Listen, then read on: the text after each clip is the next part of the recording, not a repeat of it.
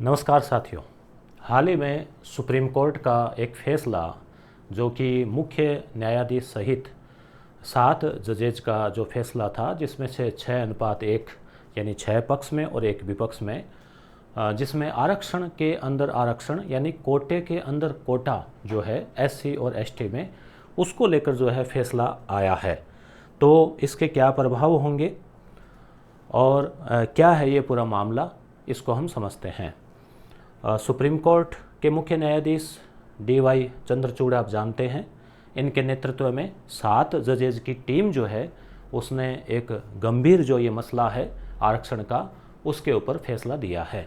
2004 में supreme court ने आरक्षण पर फैसला दिया था कि कोटे के अंदर कोटा नहीं हो सकता, यानी आरक्षण ऑलरेडी है उसके अंदर आरक्षण नहीं हो सकता, और आरक्षण की सीमा भी इन्होंने 50% से ज़्यादा नहीं हो सकती, ये भी सुप्रीम कोर्ट ने तय कर रखा है।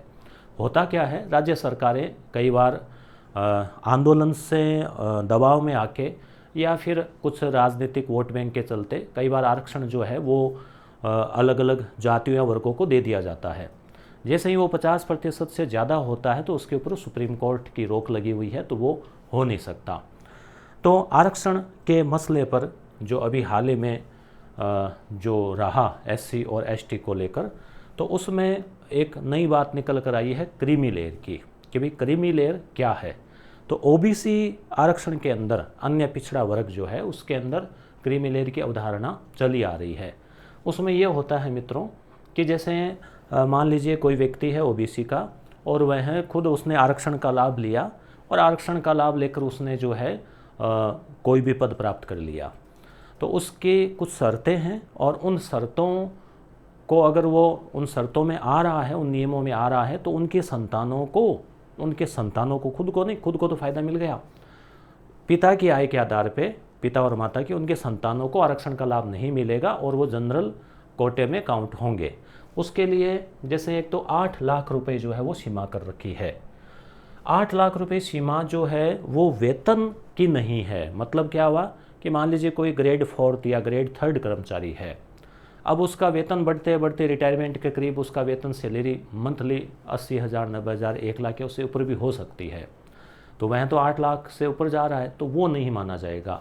इसके लिए ये है कि जो सीधी सर्विस लगता है, जिसमें ग्रेड A और ग्रेड B की श्रेणियाँ बनी हुई है राजपत्रित की, उसमें भी एक आयु सीमा भी है, उसके अंदर वो आता है, तब उनके संतानों को आरक्षण का लाभ नहीं मिलेगा।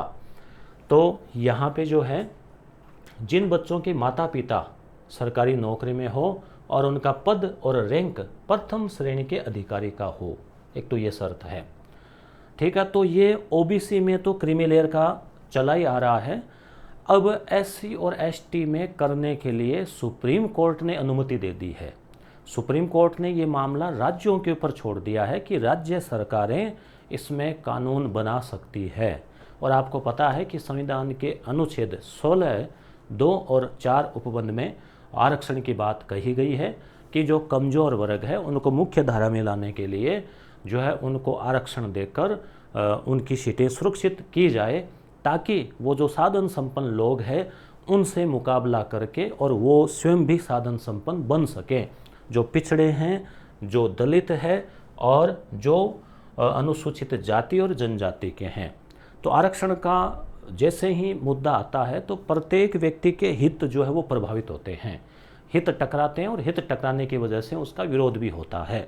तो निश्चित रूप से इसका भी विरोध हुआ है, और मोदी जी से, प्रधानमंत्री जी से, जितने भी जो लोकसभा में अनुसूचित जाति और जनजाति के सांसद हैं वो इनसे मिले, और इन्होंने कहा कि भाई इस फैसले को सरकारें लागू नहीं करें, इस चीज़ को ध्यान रखें, इसके लिए आग्रह उन्होंने किया है। वहीं दूसरी ओर आप जानते हैं सुप्रसिद्ध नेता, सांसद, मंत्री, वर्तमान विधायक तो किरोड़लाल जी मीणा, इनके यूट्यूब चैनल पर वीडियो है, इनका भाषण है, जिसमें ये साफ साफ कहते हैं कि ये जो आरक्षण है उसमें एससी और एसटी के, पहली बात, आरक्षण को ख़त्म करने का कतई कहीं कोई प्रावधान नहीं है। इसमें सुप्रीम कोर्ट ने केवल इतना कहा है कि आरक्षण के अंदर आरक्षण, यानी कि एससी और एसटी के अंदर जो लोग एक लेवल पे आ चुके हैं, फ़ायदा प्राप्त कर चुके हैं, ऊंचे पदों पे जा चुके हैं, उनको बाहर कर दिया जाए, और जो वंचित है, जो गरीब है, उनके लिए राज्य सरकारें चाहें तो कानून बना सकती है। ये बात इसमें कही गई है। और यहाँ पे मैं आपको सुनाना चाहूँगा थोड़ा सा, आपको 20-30 सेकंड का ये किरण लाल जी का जो वीडियो है आपने सुना होगा। यहाँ पे आप देखिए कितने ये आप कितने खुले मन से कह रहे हैं एकदम। डॉक्टर बन गया, उसका भाई आरएस से आईएएस बन गया, डॉक्टर किरोड़ीलाल एमएलए बन गया, एमपी बन गया, मंत्री बन गया, तो और का तो नंबर आना चाहिए कि नहीं आना चाहिए? Creamy layer. आप ये बहन बेटी बैठी है, दूध को पकाती है, जब ऊपर तो यहाँ पे आप इस चीज़ को समझ पा रहे हैं, बहुत ही एकदम स्पष्ट रूप से इन्होंने जो है वो कहा है। थोड़ा सा आपको और सुनाते हैं इसमें। आप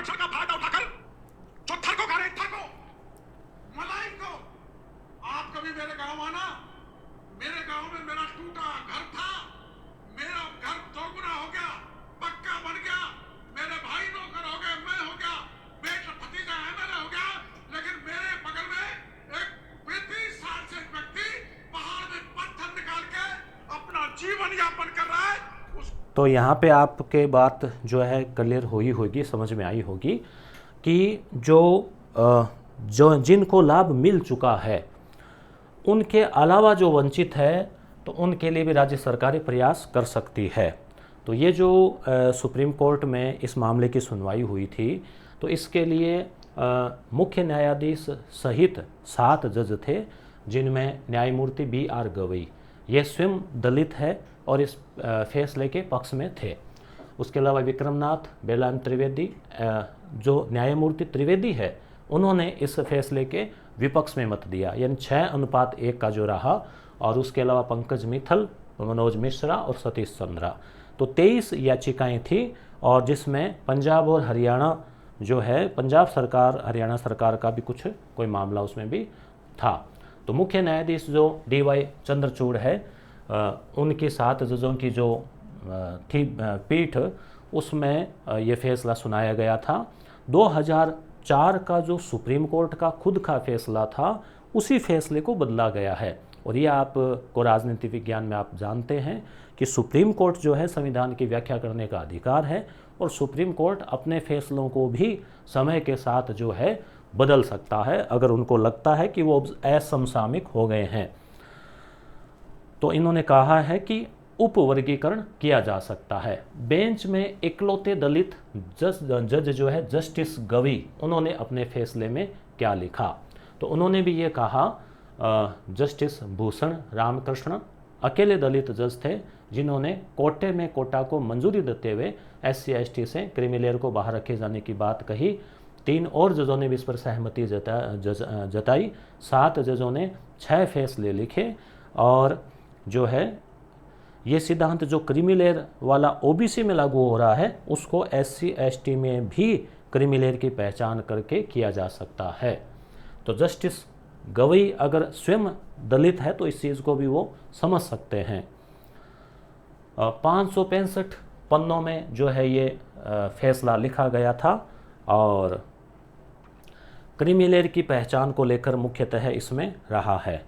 संविधान के अनुच्छेद 341 के तहत अधिसूचित अनुसूचित जाति की सूची में छेड़छाड़ नहीं कर सकते, कोटा के अंदर कोटा देना सही। तो सुप्रीम कोर्ट ने इस फैसले को मान लिया है। अब राज्य सरकारों के ऊपर ये निर्भर करेगा कि कौन से राज्य सरकार में कौन सी सरकार है, क्या उनकी विचारधारा है, वहाँ कितना प्रेशर है इस आरक्षण को लागू करने या फिर इस क्रीमी लेयर को सीमा को लागू करने का या नहीं है। ये सब चीज़ें राज्यों के ऊपर निर्भर करेगी कि राज्य सरकारें जो है इसको लेकर कितना क्या कदम उठाती है। तो आप कमेंट करके बताइएगा आप किस वर्ग से आते हैं और आप इस फैसले को किस दृष्टि से देखते हैं। यहाँ पे ये क्लियर हो गया है कि सुप्रीम कोर्ट ने ये फैसला कोई लागू नहीं किया है, बल्कि राज्य सरकारों को ये अनुमति दे दी है कि आप चाहें तो आप ये लागू कर सकते हैं, क्योंकि 2004 में इस चीज़ पर पहले से ही रोक लगी हुई थी। और चूंकि ओबीसी के अंदर जो है वो क्रीमी लेयर का प्रावधान है और जिसका निश्चित रूप से लोगों को किसी प्रकार का कोई इसमें नुकसान नहीं हो रहा है, बल्कि फ़ायदा ही हो रहा है।